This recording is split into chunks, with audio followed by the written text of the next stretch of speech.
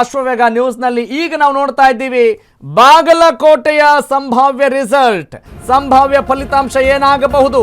ಇದೀಗ ತಾನೇ ಬಾಗಲಕೋಟೆಯ ಬೈ ಎಲೆಕ್ಷನ್ ಮುಗಿಸ್ಕೊಂಡು ಬಂದಿದ್ದೀವಿ, ಚುನಾವಣಾ ಫಲಿತಾಂಶ ನೋಡಿದ್ದೀವಿ. ಈಗ ತಾನೇ ಅವರು ಹೌದು ಏನೇನಿದೆ ಅಂತ ನೋಡ್ಕೊಳ್ತಾ ಇದ್ದಾರೆ ಶಾಸಕರಾಗಿ ಆದವರು. ಬಾಗಲಕೋಟೆಯಲ್ಲಿ ಈ ಬಾರಿ ಗೆದ್ದು ಬೀಗೋರು ಯಾರು?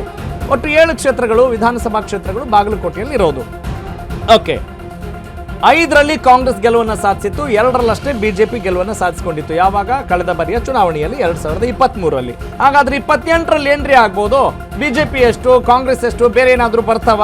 ಹೀಗೆ ಈ ಎಲ್ಲ ಲೆಕ್ಕಾಚಾರಗಳು, ದ್ವಂದ್ವ, ಗುಮಾನಿ, ಗೊಂದಲ ಎಲ್ಲವೂ ಕೂಡ ಇದ್ದಾವೆ. ಈಗ ಸದ್ಯದ ಅಸೆಸ್ಮೆಂಟ್ ನೋಡ್ತಾ ಹೋಗೋಣ. ಅಶ್ವವೇಗ ನ್ಯೂಸ್ನಲ್ಲಿ ಬಾಗಲಕೋಟೆಯ ಸಂಭಾವ್ಯ ರಿಸಲ್ಟ್ ಏನಾಗಬಹುದು, ಬಾಗಲಕೋಟೆಯಲ್ಲಿ ಈ ಬಾರಿ ಗೆದ್ದು ಬಾಗಲಕೋಟೆಯ ಒಡೆಯ ಆಗೋರು ಯಾರ್ಯಾರು, ಒಟ್ಟು 7 ಕ್ಷೇತ್ರಗಳಲ್ಲಿ ಈಗ ಯಾವ ರೀತಿಯಾದಂಥ ವಾತಾವರಣ ಇದೆ. ಸದ್ಯಕ್ಕೆ ಕಾಂಗ್ರೆಸ್ 5ರಲ್ಲಿ ಗೆಲುವನ್ನು ಸಾಧಿಸಿದೆ, ಬಿಜೆಪಿ 2ರಲ್ಲಷ್ಟೇ ತನ್ನ ಗೆಲುವನ್ನು ಸಾಧಿಸಿರೋದು. ಇಲ್ಲೇನಾದ್ರೂ ಉಲ್ಟಾ ಆಗತ್ತಾ? ನೋಡ್ತಾ ಹೋಗೋಣ ಒಂದೊಂದಾಗೆ ಮುಂದಿನ ಹಂತದಲ್ಲಿ. This is big exclusive update on Ashwavega news. Okay, Bilgi BJP ತನ್ನ ತೆಕ್ಕೆಗೆ ತೆಗೆದುಕೊಳ್ಬಹುದು, Badami Congress. Yes, next change. Bilgi BJP, Badami Indian National Congress, Mudhol BJP, Terdal BJP, Jamkhandi Congress. ನೋಡಿ, ಬಾಗಲಕೋಟೆಯಲ್ಲಿ ಎಷ್ಟು ಸ್ಥಾನಗಳಿದ್ವು, ಎಷ್ಟು ಸ್ಥಾನಗಳು ಈಗಿದ್ದಾವೆ ಎಲ್ಲವನ್ನು ನೋಡ್ತಾ ಇದ್ದೀರಿ.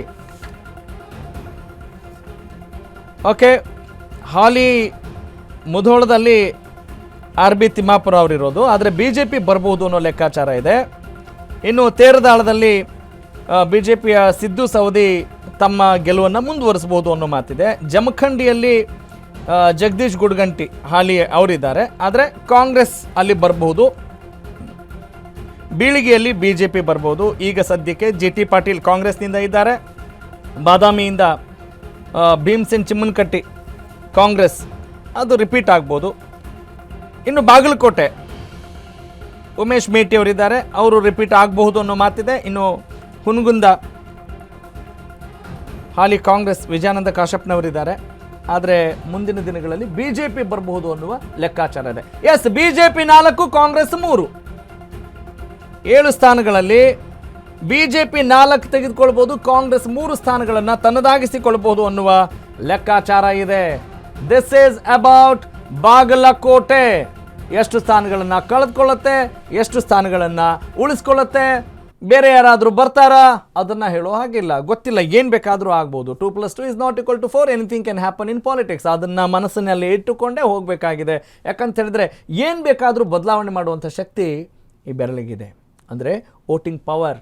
ಹಾಗಾಗಿ ಮುಂಬರುವ ದಿನಗಳಲ್ಲಿ ಹೊಸ ಮತದಾರರು ಬಹಳ ಗಮನದಲ್ಲಿಟ್ಕೊಂಡು ಇದು ನನ್ನ ಕುಟುಂಬ, ನನ್ನ ಮನೆ ಅನ್ನುವ ಎಷ್ಟು ಜವಾಬ್ದಾರಿ ಇರುತ್ತೋ, ಎಷ್ಟು ಪ್ರೀತಿ ಇರುತ್ತೋ ಅಷ್ಟೇ ಪ್ರೀತಿ ನನ್ನ ಹಳ್ಳಿ, ನಮ್ಮ ವಟಾರ, ನಮ್ಮ ತಾಲೂಕು, ನಮ್ಮ ವಿಧಾನಸಭಾ ಕ್ಷೇತ್ರ, ನಮ್ಮ ಜಿಲ್ಲೆ, ನಮ್ಮ ರಾಜ್ಯ, ನಮ್ಮ ದೇಶ ಅನ್ನುವ ಉದ್ದೇಶ ಇದ್ದರೆ ಖಂಡಿತವಾಗ್ಲೂ ಏನು ಬೇಕಾದರೂ ಹೊಸ ಹೊಸ ಪರಿವರ್ತನೆಗೆ ನಾಂದಿ ಹಾಡ್ಬೋದು.